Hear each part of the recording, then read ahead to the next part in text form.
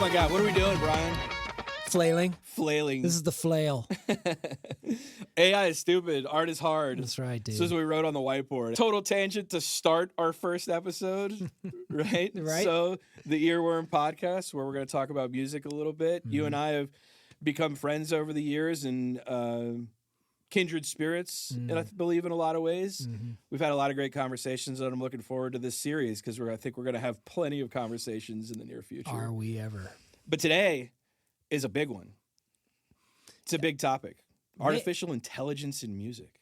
Yeah, man. I mean, I'm amazed at our naive audacity to even try to talk about this, given the scope of what it is. I mean, really, it's early. As late as it seems. Oh, it's a newborn. It's a newborn. It's still like the umbilical cord hasn't even been cut. It's you think about where it is outside of music, right? In chat and automation, the medical field. I mean, it's already used in so many different capacities. Yeah. Brilliantly. I mean, I was talking to a friend of mine that works for Epic, which is a software program that the hospitals use to keep charts and billing measured and in line and make sure schedules are correct and everything. Yeah. And they're using AI to make sure that everything is working. And to see it in action and to understand what it's doing is like totally outside of my realm of understanding. But dude, I went for a physical. It's just unbelievable. I know. I went for a physical about a month ago, and my doctor comes in and he's doing it. It's all AI driven, and it's trying to make all these recommendations. Like, it's physical time. I'm like, hey, can you use the AI finger instead of yours? It's probably a little smaller. I don't have to. You know what I mean? And that's not us saying use AI for medical diagnosis, that's because right. we have seen people do that.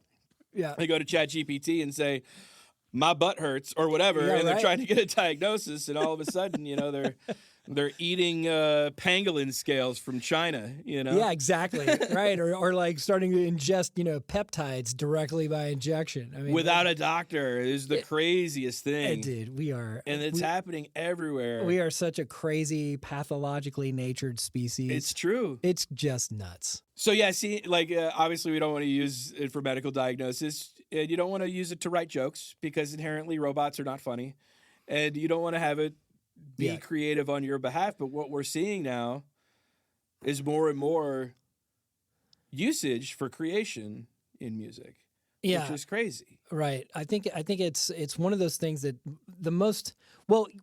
we're starting to see it in more applications that are music related. The first thing that it started to do was totally hallucinate with visual images, right? Remember that? That was sort of like, pre-chat, really coming out into an engine that the general public could use. I've been really kind of reading a lot and studying a lot about AI for probably the better part of a year. And I went through my dystopian, oh my God, we're fucked.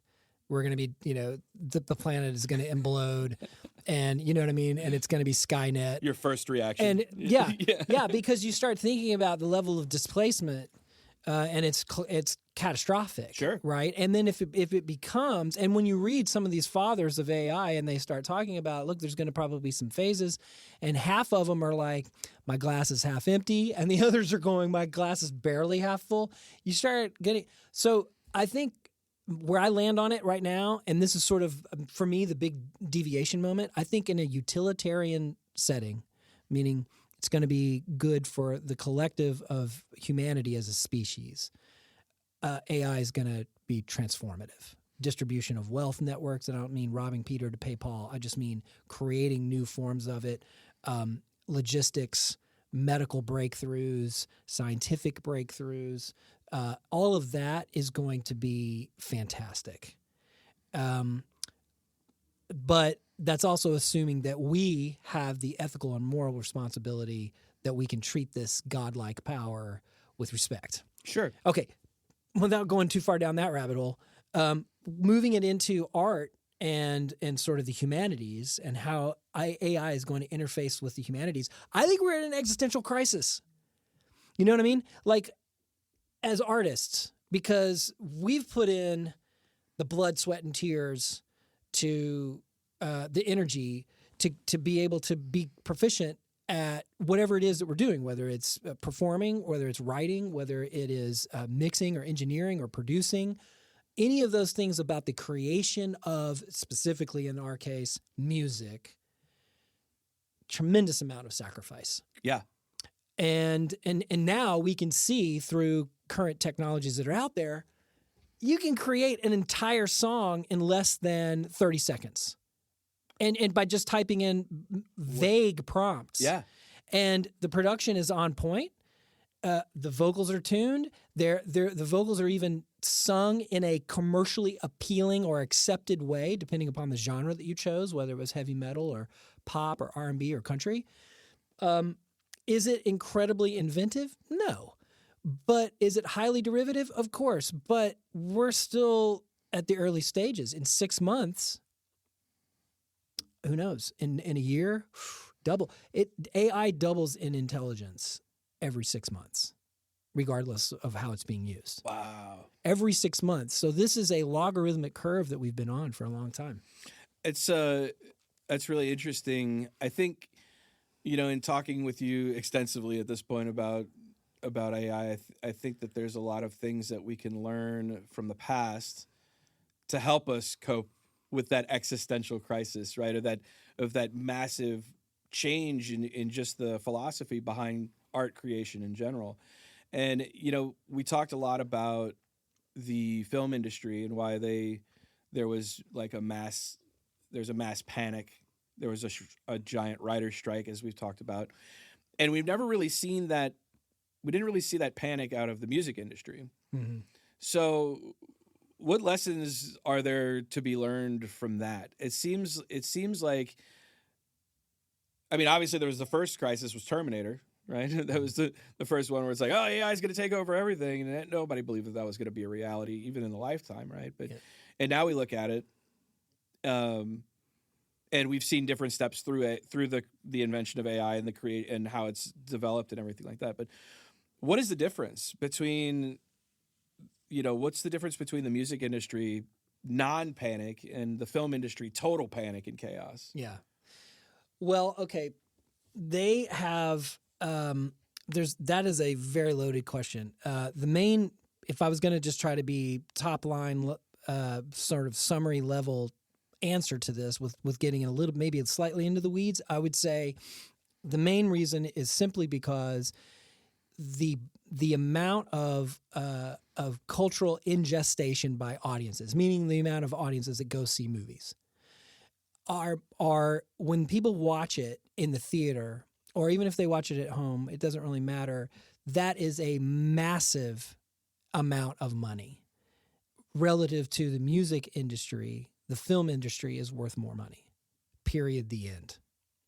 And so music is sort of the little brother. We've always been the guinea pig of any new emerging technologies. And I've taught a lot about this in my classes that I would teach at Vanderbilt and Belmont and University of New Haven and so on. And I'll get into that maybe just briefly, but before I do, I would just say that that's the main difference, because they started to see, like in A Force Awakens or whatever, where Carrie Fisher, who's dead, is now on screen delivering a very believable performance. And that was just sort of, CG at a very early stage. Sure. But it's already there. So for them, it became about image and likeness. And that was the big hang up, is that if movie studios, if Sony Pictures creates an AI character, that character that they create still has to register with SAG and AFTRA as an actor, which means that there is remuneration coming out of the Sony machinery, and some of that money is going to be plugged back into SAG and AFTRA. They are an extremely powerful lobbying organization, extremely powerful, way more than musicians. We can barely pay our checkbook, you know what I mean? So it's like we don't have our shit together. But SAG and AFTRA, dude, they are on point, when I did a session, when I was doing sessions when I was living back in LA, I started doing sessions with Universal, and we were doing things with the History Channel. The very first session that I did, they were like, "You have to be Taft-Hartley'd into the union, or you cannot perform on this session date." Sure. I wasn't on screen. I was playing guitar. Right. First one, there was no like, we'll get to it later. Hey man, it's a right to work state like Tennessee is, the union and all the other stuff. No, it was you pay right now, which is interesting. I actually went negative on that session to be a member. That's wild. Right. And yeah, it was like, this makes no sense, guys. So anyway. So it's a very powerful lobby. Very powerful lobby. So when they see that, they know immediately they can't do that because they can already foresee what's already going to be happening. Music is very much the same way, but we've always been the guinea pig. So to go into that point, if we look back at it, everybody thought the world was going to end once the printing press started to happen and music started to be actually put out in printed notation. Right. Right? It was a take huge it home. Right. You get to take home the music with you. Right, exactly. And then now you can play the greatest sonatas from whoever your favorite composer is from whatever period. But I'm thinking way back in, we're talking about, mid 1500s, right? That level of prowess. Okay. Right. And it was very complex. I mean, Bach died in 1750, right? So if you think about his lifetime and you think about the Baroque era, a massive amount of literature was being done. Okay, so people started to play all these sonatas and everything else, and then they started to gain more proficiency, and then that in turn brought back the live music. Well, live music has never gone away. It's never going to, right? Because we're a social species, and we want to see physical feats be performed. That's why we love sports. That's why we like a lot of other things, live theater, dance, and certainly music. Anyway, so as we move into the print side and get out of it, the next big disruption is recorded music. Well, okay, and I want you to continue with the recorded music. To me, what's funny is for people to have a sentiment that anybody could take this Bach piece home and play it, right? It's so funny to me. Were they just better overall musicians back then? Yeah, they were. I mean, and I believe that, but it's just kind of funny. Like, if we applied that now, it's like Dream Theater getting mad because their books are printed. It's like that. Nobody's going to go home and play all the Dream Theater notes. It's not going to happen. Most likely. So, yeah, right, you're right. You're right. It's kind of a funny sentiment, but it's hundreds of years ago. So it's a different take, different stories. Yeah. Yeah, it's true. But I mean, you look at what's capable now of being able to render a song in 30 seconds that has as much versatility as you want to say prompt in as you can physically type. Totally. Right. And then there's So after we get out of printed music, we get into this wonderful thing called recorded music with early wire recording, and then certainly by the time it's commercial, we move from wax cylinders to the gramophone to discs made out of shellac, the 78s. Right? That was the first big thing. Okay, well, when that happened, we went from us having to culturally go to a concert to physically hear a Mahler symphony, right? To us being able to purchase it and bring it home and enjoy it in the privacy of our own home at any time that we wanted to. And we didn't have to listen to it in a rock solid linear way. We could pick the needle up and put it halfway through if we wanted to. That's unprecedented, right? So we went from a symphony of 1,000, like a big Mahler symphony, to an audience of one instead of an audience of maybe a couple of thousand people that packed into a concert hall. Right. So it comes into this sort of alone together situation, right, where everybody might be ingesting the same bit of material, but no one's doing it collectively. Like the closest thing that we have now is probably the Super Bowl halftime show, right? Where lots of viewers tune in for a specific cultural event. That was Kid Rock, right? That's right. Oh, you went to that show. I think it was a Kid Rock halftime show, right? Anyway. Right. I went to the one where humans were dressed up as grass. And nobody could see Bad Bunny when he was walking through Weird. it. Yeah. I went anyway, but he had more rushing yards than the Patriots that day. Not even a joke. That's a good stat. Yeah. I like it is. that one. It's a true stat. It's hilarious. Yeah, that's awesome. Well, okay, so we got into the recording, and then the different mediums of recording. We went from shellac to vinyl to tape, and then we got into digital. And in between all of that, right in between the recorded medium and printed music, we had other forms that evolved, other mediums that evolved, specifically radio. And everybody's like, oh my God, music. It was just talk at first. And then they started playing music. And then people were like, don't do that. The record labels panicked. They're like, no one's going to buy the music if they can hear it for free. Guess what? Turned out a whole new cottage industry of consumerism sprung up because now people heard something they liked and they wanted to possess it. And it became a marketing asset. Exactly. Right. So every time we've had a breakthrough in this, so what happened after radio, television comes, music industry tanks for a while. Now they can see their performers play the favorite songs that they know and they love. And then all of a sudden MTV is born. Exactly. You can see how this just goes in. So music has been the guinea pig of all this. Well, now with peer-to-peer sharing networks, as we sort of move into the late 1990s, early 2000s, we start getting into peer-to-peer. We get into Napster and Sean Fanning. Which was the end of the industry, man. That was what we thought. As we know it, 100%. We're doomed. Nobody's ever making money again. I think, if I remember, it's been a long time, but the stats were overall net worth of the music industry at the time in the late 90s was approximately $14 billion.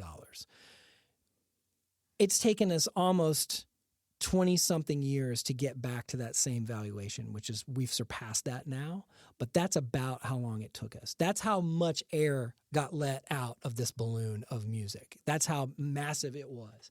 So, and we didn't have an answer for it, except the record labels started to buy into the technology and turned it into the distribution network that for decades and decades and decades, they solely locked up and used as leverage for their artists on a physical way. Like Michael Jackson, oh, you want to sign your record deal? Who's going to ship your albums? Who's going to put it in stores? Who's going to be the rack jobbers that are going to go and promote it? Who's going to line up the radio tours? And who's going to do the touring themselves? All underwritten by the labels at the time. Sure. All recoupable against future royalties, right, from record sales. Now they've got their hands in the digital pie, which costs nothing to distribute. Right. And replication is non-existent. Because to duplicate a digital file is Command-C, Command-V. Yeah. You know what I mean? Right. So, right, that's how much effort it takes. So there's no physical involved. Okay, now we're getting to the point where now we've got this AI technology that's coming into the picture, but now there's a new element that we've heretofore never had in any of the others, and this is why I think it's the Pandora's box of all Pandora's boxes, and that is it has a creative capacity that is already at human level of complexity. Sure. And within months, it will be past that. And we're already seeing, the labels taking interest where they're signing AI artists. It's such a strange paradox to sign an AI artist because they're not really an artist. They're just a AI prompter, right? It's just what is the? They're just an asset. They signed that girl in Mississippi to a $3 million record contract. Yeah, off of prompted soul music. It was just totally unbelievable to me, and I think there's less panic because they can control it. You Absolutely. see? Oh yeah. And now they don't even need the artist a lot of the time. That's the thing, and that's why, to answer your question about why did SAG jump on this before the music industry did, is because SAG and AFTRA are looking after the actors and the writers. Yeah, for correct. Sure. Right. So there's no one that's advocating for musicians like that. Now the Grammys are there, and there's lots of other wonderful organizations that do that. So this is why, to get back to your idea of why SAG and AFTRA got on this early, is because they could see this coming. And they knew that they had to protect the actors and the screenwriters and everyone else involved in the process of making movies, because it's so hard to make a movie. There's so many moving parts. Yeah. Whereas making music, relatively streamlined compared to scale of what it's like to make a major blockbuster picture. Thousands of people working on it. Right. You can make the next Sgt. Pepper's with 7 people. Right. Right? So incomparable in scale. So that naturally leaves music into this weird experimental zone. We're like the guinea pig of all of this. And here we are again having this AI element where it can create so quickly. So I think that's the danger that we run up against, is now the record labels have this wonderful ability an opportunity that they've never enjoyed in the past, which was, think about this. If you're a record label executive, CEO of Warner, right? If someone came into you and said, I've got some technology that will replace humans as artists. I don't know why you'd have this accent, but let's just go with it. Let's just go with it. Yeah. Okay. And furthermore, you're going to be able to make money exponentially better than you could with a real human being. And human beings are going to buy it because they're going to think it's a human. Right. It's a drug, right? At that point for them. Like, they're looking at it like this is the greatest thing ever. I mean, what executive would do this? They're beholden to shareholders, fiduciarily responsible to report to their shareholders to say, we made money this quarter, and by the way, here's your dividend. They're going to say, yes, where do I sign? And they started doing it a lot longer ago than we probably know. Oh, yeah. Right? How much music, we were talking earlier, what's the stat and how much music is AI generated? So I think it was right now, per day, music that is uploaded to streaming services, 40% of it as of February 26, 40% of it is AI content. That's incredible. Yeah. So if we're looking at a 60-40 split and we're already at this point, I'm going to be willing to bet, and I know you'll probably agree, and statistically it's shown that less than 3% of average listeners on these streaming platforms that are listening to music, consuming music, can tell if it's human or if it's AI. And I don't think that's fair. I just don't think that's fair. I think there should be some kind of disclaimer saying this is not generated by an artist. Yep. This is generated by a computer of some sort. I know that you have a belief in charting differently.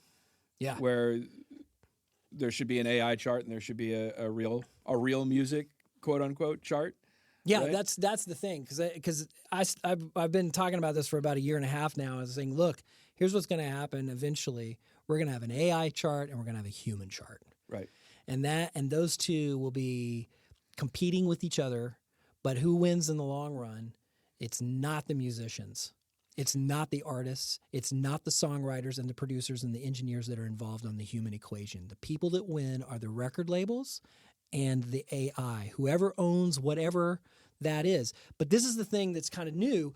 Now we have this weird situation where Spotify is in the catbird seat. They're in this massively privileged situation where not only do they know exactly, and I mean exactly to the millisecond, of what their subscribers' behaviors are. Sure. But now they can go in and create a Spotify exclusive artist. Right? And they own stupid. it. And they own that AI. Right. Right. They own that AI, and now they can push it off. And now any income that's generated completely goes back into the company and does not go elsewhere to any creative individual. And they don't tell.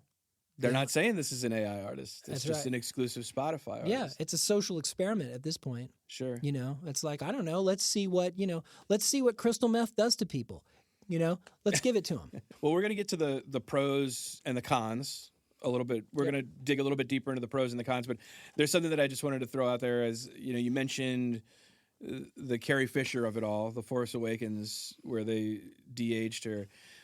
I remember reading an interview with Gene Simmons years ago about how his ideal sale of the Kiss would be to franchise Kiss, where you would have franchises that are Kiss, and they would play all over the world or wherever, regionally or whatever, to do that.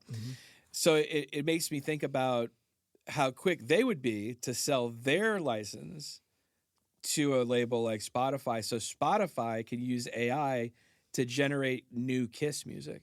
Yeah. Is that a reality that we're staring at? Is 100%. That something that could possibly happen? 100%. Like Michael Jackson's estate sells the rights, and all of a sudden we have AI Michael Jackson songs. Yeah. Okay. So let me tell you what no one's talking about, and no one's talking about this except maybe you and I. I think it's that cutting edge. But if I'm a music attorney, I'm shifting a huge percentage of my man hours to solidify image and likeness for my clients. Now, before, it was a soft point, right? It was all about the copyright of the song. And you, as our listeners probably know, but if you don't, the only thing you can copyright in a song are the lyrics and the melody. You can't copyright the chord progression. Right. Because whoever invented the 12-bar blues would be a very rich man. That's right. That's right. But like, if you think about it, that's the problem. So so let's imagine for now that the Beatles catalog is owned by, I mean, it was their own label, Apple, right? But let's just say not the Apple that's making computers. Right. They had their own label called Apple before that. Okay. But let's just say it's label X. Well, now label X, if they own it and it's in their contract that they, by signing the artist to an exclusive contract, that they also have exclusive access to their image and likeness, and they really lean into that point, now we're in a situation where they could put any type of algorithmic AI, whether it was proprietary or coming from a Claude or a Chat GPT or a Grok or some crazy mixture. They could hire AI to program their own, proprietary AI for this, but nevertheless, or they buy Udio or Suno. Anyway, they make their own AI and they basically go, we're going to make a new Beatles album that's going to sound like Sgt. Pepper. Or you could go to the audience and say, what's your favorite Beatles album? What period? Oh, you like Revolver the best? Great. New Beatles album coming out next month. It's The Hidden Revolver. And they already have the information. They have it all. It's all been analyzed. They already know. Yeah, it's all been scanned. It's all been codified. It's all been read through with an algorithm. They know exactly what would happen. What statistically would Paul's vocal range be? How out of tune would George Harrison bend a note or not bend a note? What would Ringo lead with his left hand? What would that fill be? It's all been analyzed. All of it. So how far off are we? We had an AI generated they can do it Beatles now. track, right? They could do it now. Didn't it already happen? I don't know if I think there was some talk about it. I haven't heard it. I haven't heard it either, but I don't want to hear it. It's not a thing that I want to search out and say, I want to hear, a new Blind Melon track with Shannon Hoon singing. It's like, I don't want to hear that because it's not him. I know it's not him. I would want to hear it, but mostly because I'm a huge Beatles fan and I would just want to know out of morbid curiosity. Of what a computer Beatles would be. Yeah. Because James Earl Jones sold his voice to Disney so that they could do Darth Vader in perpetuity after he passed. Right. I just wonder if the artists are thinking that. It's like, I can sell this now. Yeah. Well, here's the thing. Think about this too, because then there's a whole other cultural wave that again, I don't know if people are really paying attention to. We've become incredibly reliant on past successes. Yes. Right? Which is a natural part of the progression. But how much room creatively are we leaving for the next Beatles to come in? Because in my estimation, the only act that has moved the needle the way that the Beatles moved the needle is Taylor Swift. Yeah. I can't think of it. And I'm not saying that I love Taylor Swift. I have nothing but respect for her. And you will never hear me say anything bad about her because I completely respect what she's doing. Does her music move me? Not really, but I don't mind listening to it. But my goodness, did she speak to the zeitgeist of so many individuals on this planet?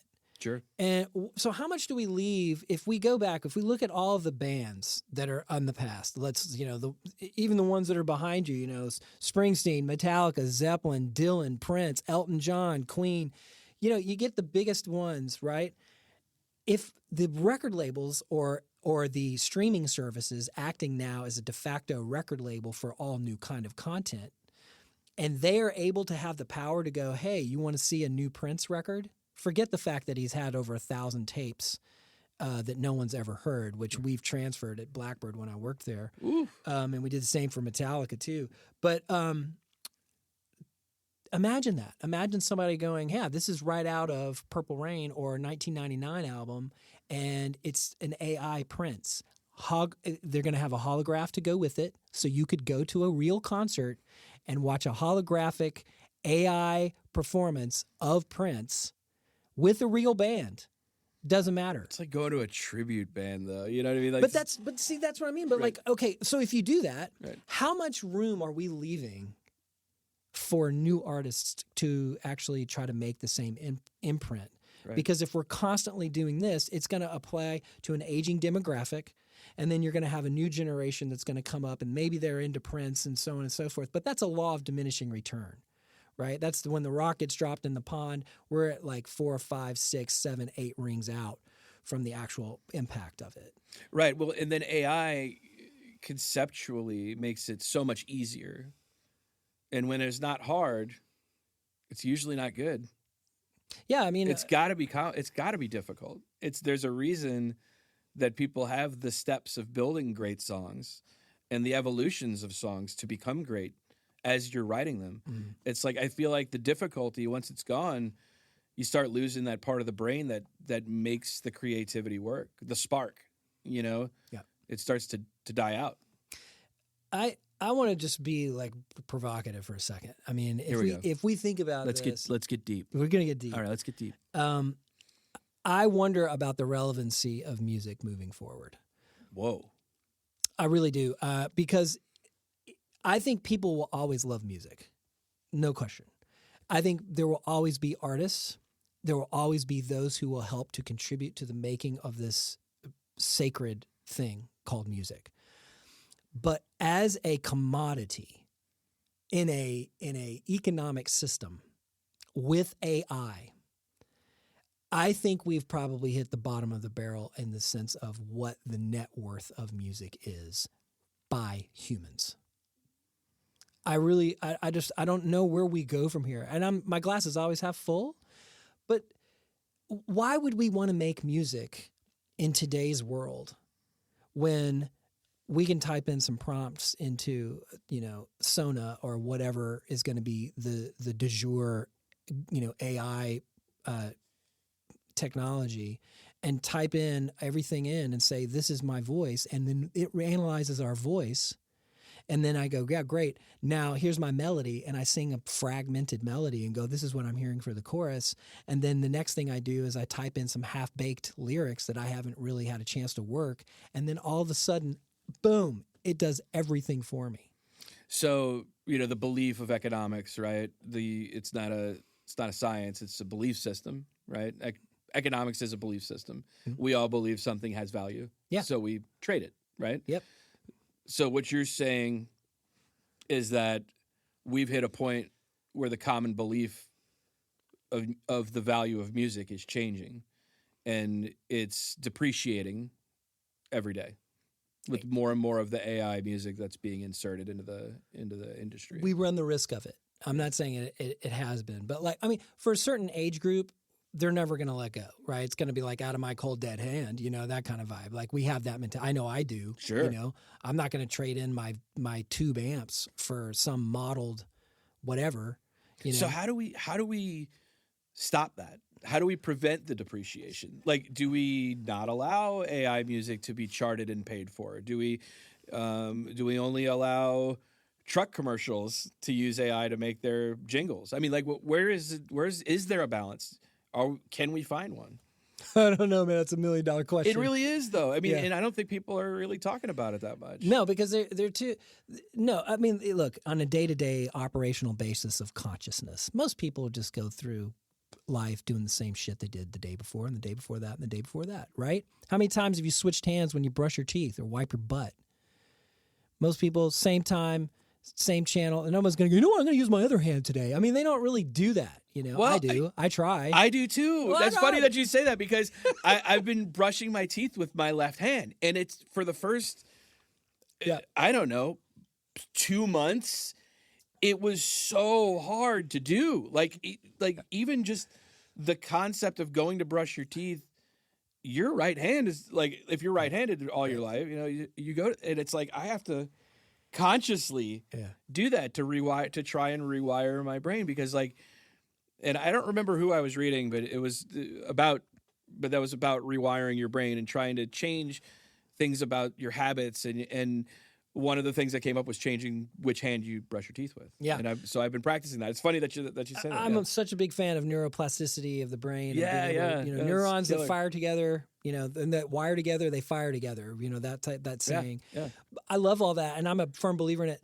But from a consumer standpoint, most people, when they listen to music, unless they're of a certain generation, okay, they typically are not brand aware or really aware of how the process was made. That whatever that art is that they're listening to. They may go, "What's your favorite band?" Right? My favorite band's Korn. Cool. Who's the lead singer? Who's the guitar player? Who's the bass player? Who's the drummer? I don't know, man. It's just the band Korn. What's your favorite album? It's the one that has this song on it. What song? And then they hum it, and you're like, "Oh, okay, I think I know what you're talking about." They don't know who made the record. They don't know who wrote the songs. They don't know who the musicians are, if there were extra musicians. They don't know where the song was recorded. We grew up so tuned to that stuff, though. Yeah. Like, we got the cassette and we pulled out the liner notes, because we wanted to know everything about the band. Album, cassette, whatever, CD even. So the value has changed. It's changed because most people are just sort of like my kids, 16 and 18, both boys, they grew up having artists in this space. Right. They grew up with it, and they would see people on SNL and they'd be like, "Hey, what?" And they'd be like, "Yeah." And they'd be like, "Oh my gosh," So now they're starting to realize that dad's kind of cool and not, not a total douche. But the interesting thing is that when I ask them, "Who do you like? Who are some of your favorite guys?" And my youngest son's kind of more into hip hop and rap, and he's like, and he'll name off 4 or 5 artists, and I'm like, okay, cool. Do you know who the producer is? Do you know who they worked with? Do you know all the other types of production that went into the making of this? And he doesn't. And I'm like, what record label are they on? Doesn't know.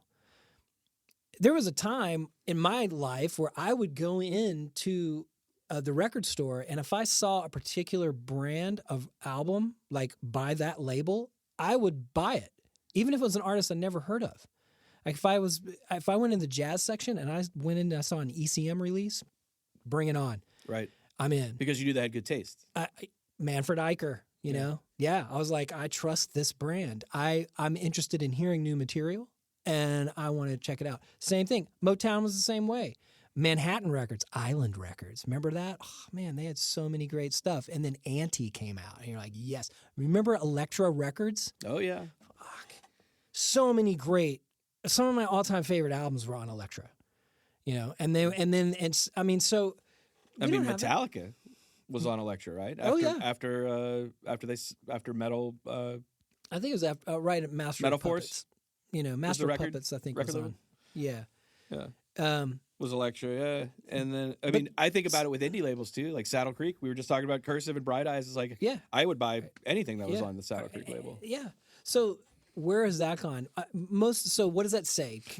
I not to interrupt you, but I feel, and we had this conversation, is I feel like the value, as you're talking about, the depreciation comes from the depreciation comes from the lack of appreciation of the music and what it took to get there. Yeah. Remember when we were kids, I was like, we'd go pay $11 for a CD and you'd share it with your friends in the neighborhood because not everybody has $11 to go buy the CD. Right. Now music's so ubiquitous where you can just open YouTube and listen to whatever you want. Well, Yeah. Well, okay. But think about that too, just on that consumer behavior right there. Mm-hmm. Right. Because this is what's at jeopardy of us losing touch with respecting human artists that have made the sacrifice to become culturally relevant for however long, as opposed to some AI creation that's being pushed by the agenda of a particular streaming service or record label for pure profit. Right? Because next month it'll be a new ingenue. Next month it'll be a new hip band. Next one, right? Just churn and burn. Okay, so we made the sacrifice of parting with hard-earned money. Relative to what you get now, I mean, it's mind-boggling. So for, let's say $9.99 is your price plan for your particular streaming service, right? Audio. $9.99, you have access to well over 30 million songs. Yes. Which is impossible for you to listen to in a 100-year lifespan. Right. Listening 24/7, right? It's not possible. It's going to take you almost 3 lifespans to only listen to one song once. And that's if it's 3 minutes and 30 seconds long. Okay? So How do we 250 years. more? Wow. Right? And by the end of this year, it's going to be more. Yeah. And when you have 40% of all uploaded material daily is AI and only 60% is human, what does that tell you? It tells you automatically that the AI world, the digital world, the computer world is already outperforming the pace of humanity exponentially. Right. So where do we go from here? But we made the sacrifice of going, I'm giving $11. Now people are giving $9.99. They have access to over 35 million songs. They own 0 of them. Right. So if their payment doesn't go through, they go from 35 million flush to 0. I can walk out into my other room and pull out thousands of records that I own. Yeah. And they never go bad. I love physical media, man. I do too. I got a record collection too. You know, And hey, we're not just and this is not bagging on future generations. No, we're not not talking about that. This is not a millennial rant or some other stupid shit like that. This is just about consumer behavior, and it goes across the board, right? But yeah, I mean that's why vinyl is still relevant. Strangely enough, it's growing year by year by year. Now it is a breadcrumb of what the relative value is of the music business. Correct. But it's still valid. Yeah. And people are still buying 180 gram vinyl and everything, which by the way, 180 grams, no original vinyl is 180 grams. So what's up with the thickness, yo? You know, like just knock it down, you know? It doesn't need to be heavy. Heavy doesn't necessarily mean better. No. And by the way, interesting sidebar. You know, when you buy colored vinyl, right? Yeah. It could be red, could be pink, could be the clown stuff, which is all the clippings from all the others. And it's all like, you know, kaleidoscopic, you know, there's like this mixed, you know, it could be that. You know what? Which one of those colors sounds the best? I have no idea. Black. Oh, that's funny. So the original one sounds the best. And you would be like, how does it happen that red doesn't sound as good as black or vice versa or any other color? But I've guys in the Audio Engineering Society and other folks, I mean, the people, audiophiles, they will all know that. I wish I was that tuned where I could be like, that sounds like a black vinyl. Right. Yeah. Right. I'm pretty sure that's the black pressing. Yeah. That's the original pressing. It's not 180 gram black. Yeah. Fascinating. Isn't that weird? So anyway. Well, I think this is all really great conversation. I want to talk a little bit more about the pros and cons. Like let's think about it for AI. Like what are the pros? Let's say for consumers and for labels. Let's just say for everyone. Okay, like what's the pros? Just staying in the music lane. Yeah. Okay. Pros for consumers is that they will probably be able to dictate their own musical playlist with songs that have never been created before by a various type of, whether it's a female vocalist or a male vocalist or whatever. That's an interesting usage. I never think thought about that. I think that's where we're headed. Let me go one step further. Sure. Because I think I would be willing to bet money on this, that within 10 years, you will be able to not only create your own series visually, like television, like Netflix. It might be a subscription service with premium Netflix, platinum Netflix. You have this ability where you could go in to any commercially released series, episode, epic movie, whatever. Let's use the end of Game of Thrones. Everyone hated the ending. Everyone hated the last episode, right? We all did.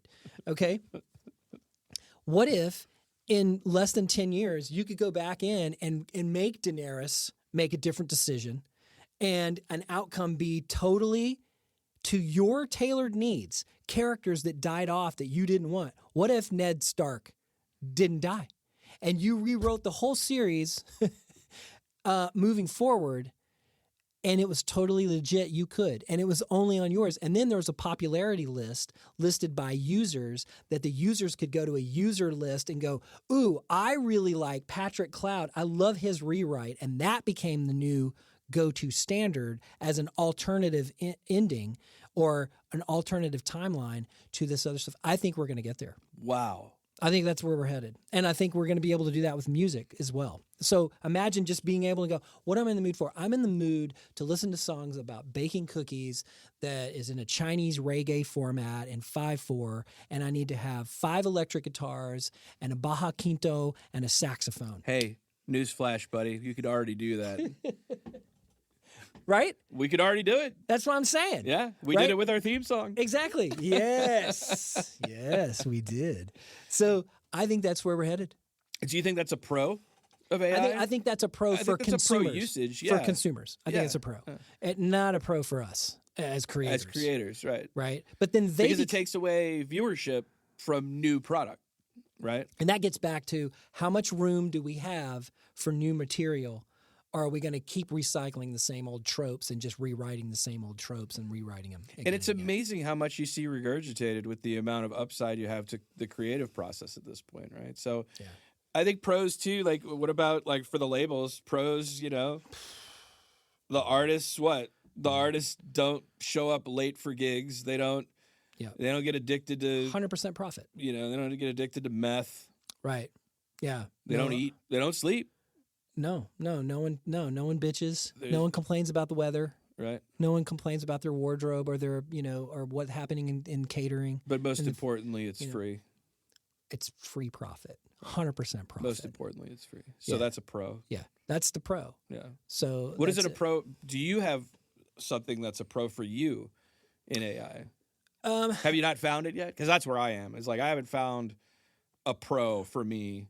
When it comes to actually making noise, whether it's singing or writing or whatever, there's no pro, none. But when I need to get low level organizational things in there, it's like if I need to do a deep dive into, a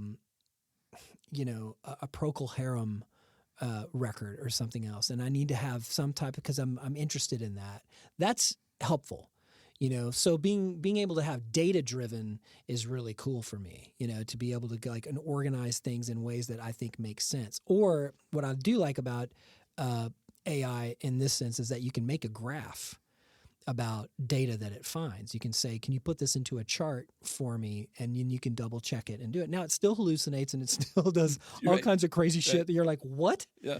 Like this makes no sense. But for the most part, it's really good. If I need to get the schematics of this Oberheim OBX8, I don't even have to go to Google because I can make it a more interactive experience and tailor the information and the delivery of that information to me and not rely on Google and what they think I should do or send me a link. So I love that. That is a huge con. A huge pro. A huge pro on all of it. I think that is fantastic. But when it comes to creative stuff, no, I guess I'm old school. I guess I'm old fashioned. I want to have some. There needs to be some blood on the floor for me to feel like I've made some art. Art is hard. Yeah. In a beautiful way. It's a good journey. It's like somebody trying to shortcut a workout. Like, what if AI could do your workouts for you? Yeah.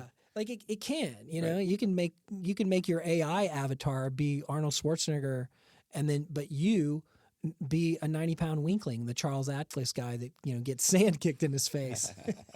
What a reference, right? You can be that guy. So cons, I think one of the biggest cons for me, and we talked about this a little bit, and we recently watched Rick Beato's video about this. Is the thing that I worry about? I think is a con is the inflation of stats to try and convince the next generation that it doesn't matter if it's AI or not. And then it becomes a matter of what happens to artistry because the next generation doesn't care if it was free to make or if somebody spent $1 million making a record. Yeah. And I think that's a scary thing. And I think that's a scary thing for everybody that works in the music industry. Do you think stats matter that much? Because I don't think it would. I don't think kids care. No, I don't think they care. I don't think they look at metrics on like how popular this person. I mean, they might do as a side glance. Well, but I don't know. Well, I think there's a lot of users that say, "Well, what are the things that are getting the top listens?" And they get attracted to that, right? It's like this person's got 4 million monthly listeners. Like that's an attractive stat. Are those real numbers? I mean, I'm just saying. Well, it does. Well, that's what I'm saying. Yeah, but see that it won't matter, right? Because if you've got a fake artist. If you got an AI artist, I'm just going to say fake. Let's just say it. Let's just say what it is. We're giving. I mean, AI is great, but let's just call it. If you've got a fake artist on a platform like Spotify, and Spotify is massaging their numbers to get plays, right? Yep. Just like the lawsuit that happened here, with the guy that was, artificially using the bots to get the plays. Unbelievable story. Right. But now let's say that the artist is fake and their numbers are being massaged by whatever streaming platform and or label partnership, because they all are partners, and they're doing it for pure profit. I don't think an 18-year-old or a 16-year-old or a 13-year-old girl really cares about how popular it is, because that's those metrics that they see on an Instagram or whatever, Snapchat or whatever, TikTok, it doesn't matter how many followers they have. That doesn't directly translate into their social circle, right? Whatever is popular in their social circle is way more street cred than what TikTok numbers, might show us. That to me, I don't know if it matters that much. I could be totally dead ass wrong. We should ask your sons, because we have no idea. I know. I've seen his behavior. He doesn't care. He doesn't even think about that stuff. Sure. It's like if he likes it, he likes it. Yeah. He understands popularity means, more money or potential for that. But I think if they like an artist and it's popular in their social circles, that's the cred that they need. Right. Yeah. So getting back almost full circle is that Spotify and these other types of partnerships, where they come up with a fake artist and they promote it, then they're influencing consumer behavior. And when you influence consumer behavior, now we've changed the yard line has been moved in the game. And now everybody's got to be forced to readjust, most specifically for human creators. Right. Now we've got to compete with a field that can change at any given moment, and the referees are owned by the same organization that makes the field. And when we try to play on it, it's not an equal playing field. Right. Well, let's talk about to end this out, right? Yeah.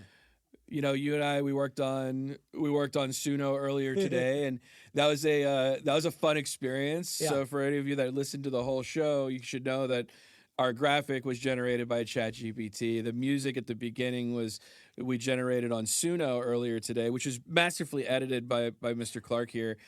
What is next? Like we've just seen what it can do, right? We've seen where it is, and we talked about the artists that have been signed to get the $3 million contract with the girl in Mississippi that's a creator.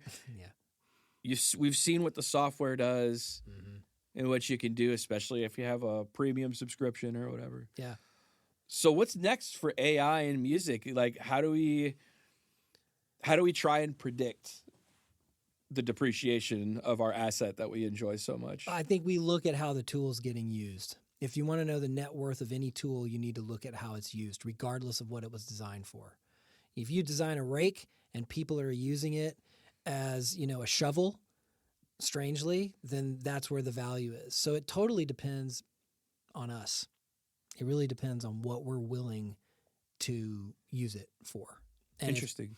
If people are going to use it for a lot of different ways, but I think if the folks that have access to this type of technology are using it to basically say they wrote a song, and by writing meaning they fed a prompt into a engine, and the algorithm produced an output that sounds like music to their liking, that's fine.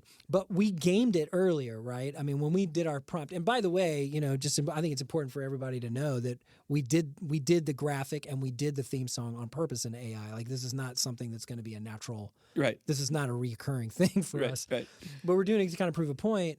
And that is that, when we originally specified it, I got real technical with it on musical terms, right? I was like, I want it to be in 5/4. You were like, let's make it prog metal, right? Heavy, aggressive vocals that were male, with, yacht rock chord progressions and all the other stuff. And I even specified the mode. I wanted it in E Lydian mode, that kind of stuff. And it failed at 80% of that. Oh yeah, most of it.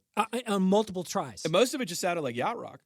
Yeah, it did. That was just a funny part. It was like indie yacht rock. Yeah, we created a new like genre. Lo-fi. It was like shoegaze yacht rock for a minute. It was weird, right? It was just like, no, this isn't right. And then the performance, when you listen to it, it's the same thing. Like, the guitar is not sustainable. And I edited it down, but I mean, the whole song, it was like, perfect, 16th notes at 160 BPM. I mean, I don't know anyone that's going to play that indefinitely. I'm sure that there's a classroom full of Korean children that can. Those kids are insane, man. Maybe, but again, they're children. Right. Yeah, but when they become adults, they're going to be like, "What? This isn't even musical," you know, and they're not even going to want to do that. But I got to tell you, I had a lot of fun doing it. It was fun. To me, if it was a game, this is a lot of fun. Because I did have a lot of fun doing it with. Yeah, I totally agree. Yeah. I totally agree. I mean, so another pro for consumer, right? Sure. Because think about it this way: you can write your own birthday song, your own anniversary, your own whatever. You know, oh, you got a party on Friday night, and it's like celebration of Cinco de Mayo or whatever. You can make your own. You can do your whole set list and stuff like this by bands that don't even exist. Right. But you programmed in, and maybe you've got like nicknames for your friends and for your girlfriends and, whatever. And then you incorporate it into the song and they say that. That is pretty fucking cool, personalized musical experience. Yeah. It's right? pretty awesome. Lady Gaga's not going to come to your party and do that shit. Right. You know what I mean? She'll come to mine. We're tight like that. Yeah. You know what I mean? Yeah. So again, that's a pro, but artistically, long term, when we get serious about ourselves, I think we try to say, we get in touch with that Delphic oracle. Who am I, and what is the purpose of this existence, and what am I doing here on this planet? And we often rely on the humanities to help bring our lives, imbue it with rich meaning, and that is not going to be something that you'll be able to take with you. Sure. Right. So I think that that's the con of it all, is that we sacrifice temporary entertainment value for us to be able to distinguish between what's meant to be taken lightly and what's meant to bring your life real meaning. And I think that's a great way to put a pin in this one. What do we have here, Bryan? What we have here is the AI creation on our prompt, and I will read it verbatim as to what we Oh, did. yeah, great. Write a song about a podcast called Earworm. This will be the title and incorporated into the chorus of the song. It should be in 5/4 time, in E Lydian, with a song structure of verse-chorus, no longer than 1 minute and 55 seconds, indie prog genre, male vocals in the style of 70s yacht rock. So do we have the original, the one that popped up first? Yeah, I can go back. Yeah, I can go back and retrieve it. That would be kind of fun to hear how it evolved as we reprompted, right? Yeah. So our first version of this, was.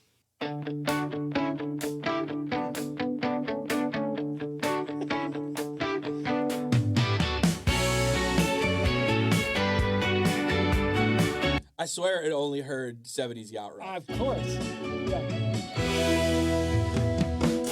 Long drive, talk radio, drones, I fade. Thumb scroll, static of headlines. By the way, It moves. but we didn't even give it lyrics. No. It just came out with its own lyrics. Totally just about a podcast. Yeah. Yeah. You say, lean back, we'll untangle what you feel. Okay. I can't even say it's bad though. I mean, I just Right. can't. I mean, it's not good. No, but I mean, it's not. It's very far from being bad. It's very far from the prompt.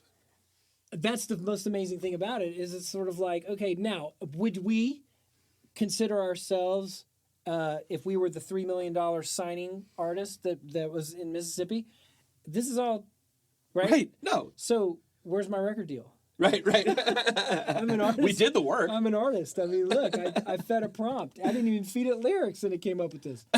Right? Now, the second one, So we weren't feeling right about this one. We were like, this Right. did not read the prompt. it did not read the prompt. And And it gave us two versions. Here's the other version that's, I think, worse. I don't like this version. Yeah, we'll give it a. But there's nothing prog rock about this at all. No, it's This is like kind of lo-fi, indie. elevator music. Close. Yeah, It's kind of like it's got a Muzak, unoffensive. It's got a Muzak kind of vibe. Yeah. Yeah. Long drive, talk radio, drones. Lot drier vocal, right? Scroll, Yep. Static of headlines. Hey, then your logo blinks. The crooked worm in my ear. And again, it's another very generic type of commercial voice. It's a good sounding commercial voice. Sure. I mean, there's lots of bands that really cultivate this type of sound that I can think of, and I don't want to name because I enjoy their music. Yeah. Hey, lean back, we'll untangle what you fear. You curl up around my doubts, you turn little boy. Okay, It's man. bouncy, I that can't is- deny that. Like, all right, what's the edit? What's the edit prompt?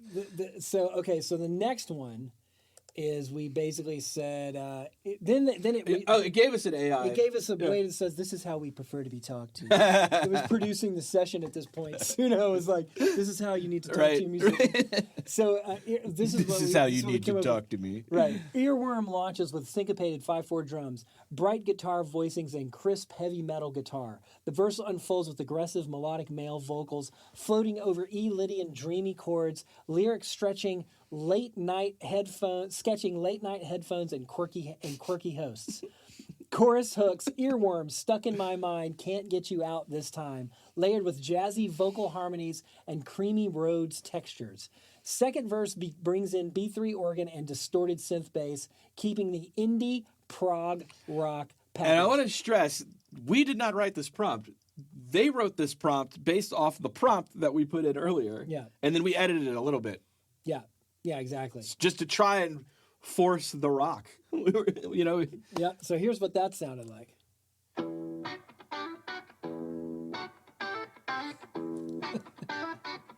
Definitely 5/4. Yeah. 5, 1, 2. Yeah. Nope. Yeah. It's off. Fire glow, blue screen glow, cheap plastic cups by the bed. Cheap plastic cups by the bed. I don't know, man. Thoughts all right, half of what they said stuck in my head. I get it. We rhymed bed with head. It did it. Quips and calls, inside jokes fall right between my tired eyes. Inside jokes fall right between my tired eyes. Static lace Right here. compression spilling out in late night disguise. Static lace compression spelling out a late night disguise. Yeah.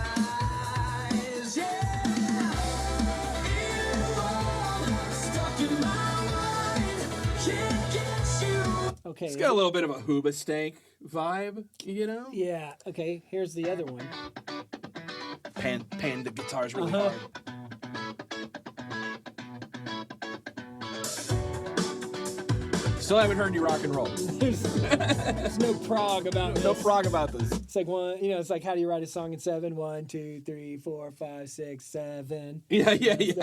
This is its version of writing something in 5/4. That's funny. Volume low, blue screen glow, cheap plastic cups by the bed. Again, same generic type of voice, right? What are you trying to tell me I with mean, these empty cups by the bed? Yeah, like, am I what- lonely? Am I thirsty? Yeah, Am what does that say about us? I mean, this is our this is our show. Okay, so now we updated it and we said Earworm launches syncopated 5/4 drums. Basically, we changed the last sentence. We said that it is going to be layered with jazzy vocal harmonies and creamy Rhodes textures. Second verse begins with the organ and distorted synth bass, and I emphasized again in 5/4 time signature. And boy, was it different. Here we go. This was much different. And how this happened is beyond me. This is like 160 something.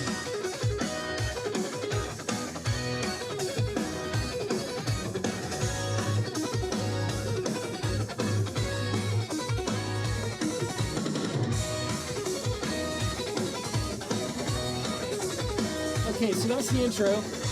Take it down, whole step. Now the verse starts. Click on 205, blue ring glow on my desk. Cheap phone pressed to my head, half awake, half obsessed. Host laughs at his own joke, monk stain on my old list. Static in the hallway, punchline that Okay. almost missed. Late train in my eardrums, they ramble, I rewind. This says this podcast sucks. Here we go.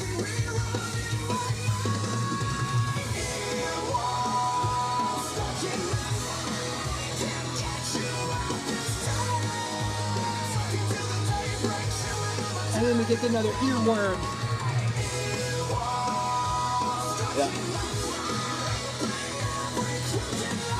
Okay. So bad. So that is what we did. That was the original. And then I basically spent some time editing it down to this. So this was the 30-second bumper. So only there, it just happened once. Then, Really good at it. and then,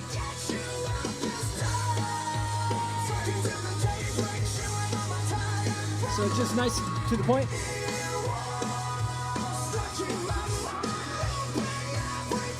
And then the ending. Dude. Okay, so You made it infinitely better in 24 seconds. but now Because you made it in 24 do I seconds. get producer credit? Yeah, right. Yeah, when are you getting paid? Are you signed yet? Right. I mean, I'm the engineer now, and I'm the producer and co-author. Yeah, right? I mean, I get a writing Well, credit. you get a writing credit. I've been in here. I have co-write. It's a co-write. This is a national co-write, yo. Oh my goodness. So I mean, come on. I want to do this all the time. Yeah. Right. It's just fun. But that's the yeah. the pro. If you wanted to make something for your party that night, and you came up with this, and Sure. right? You could do all kinds of crazy stuff. You can make private jokes. Is it culturally relevant? I mean, just the performance of it in general. I mean, like, just listen to the guitar. No guitarist is going to do this.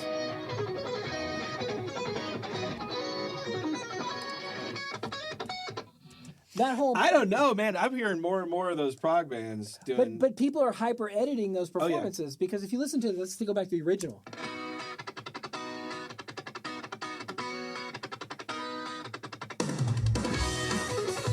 That level of performance for a 3-minute song is not sustainable. Right. And every single hit is metrically perfectly precise. Yeah. There's no humanity in this.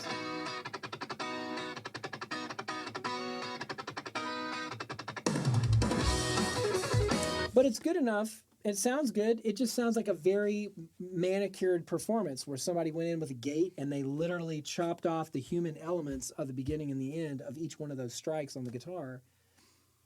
It's just not sustainable. It feels robotic.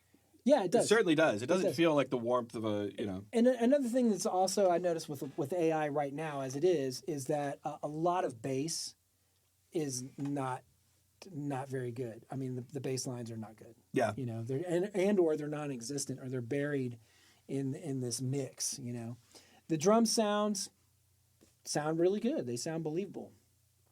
And how free is this for somebody? Like if we were, you know, for the program that we were using, Suno. Suno, yeah, this is on the free subscription. On the free subscription, yeah, and you can do this all day long, and you get like what a minute.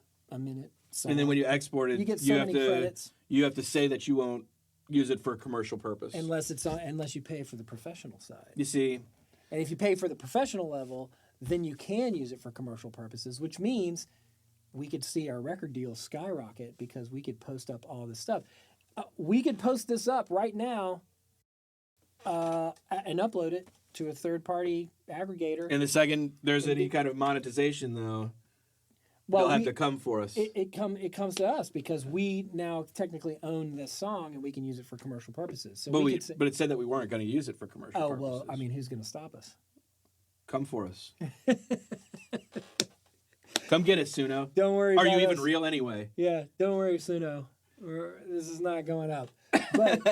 But you know what I mean? But it's just sort of like, wow, okay, that's how easy it can be, Sure. you know? And then all of a sudden it's like, did you write this? Did I write? There's no blood, sweat, and tears to play. These are complex little Lydian lines. It got it on this pass. These are cool little Lydian.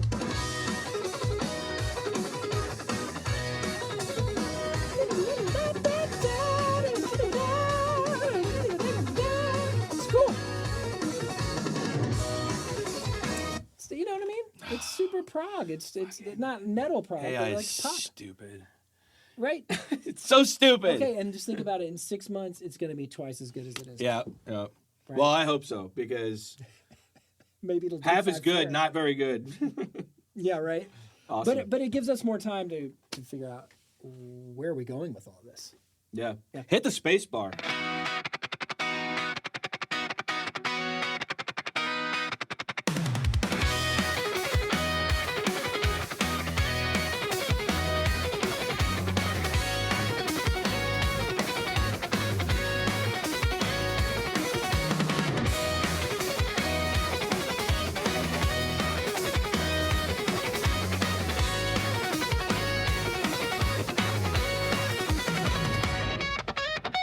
Click on a 205, blue ring glow on my desk.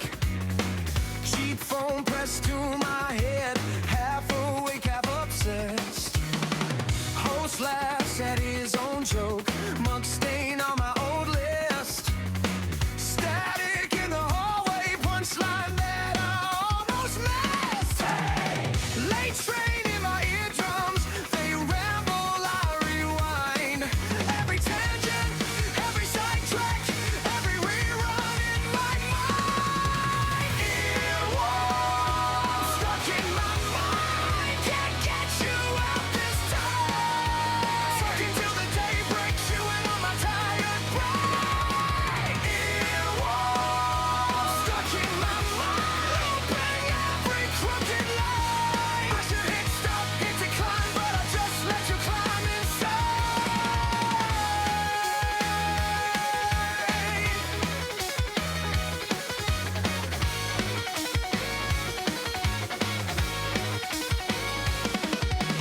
Dex glam flickers, low buzz, coffee gone, heart still quick, theme song hits, same bad pun, same dumb bit that still clicks. They rank snacks like scripture, argue over tape and twine.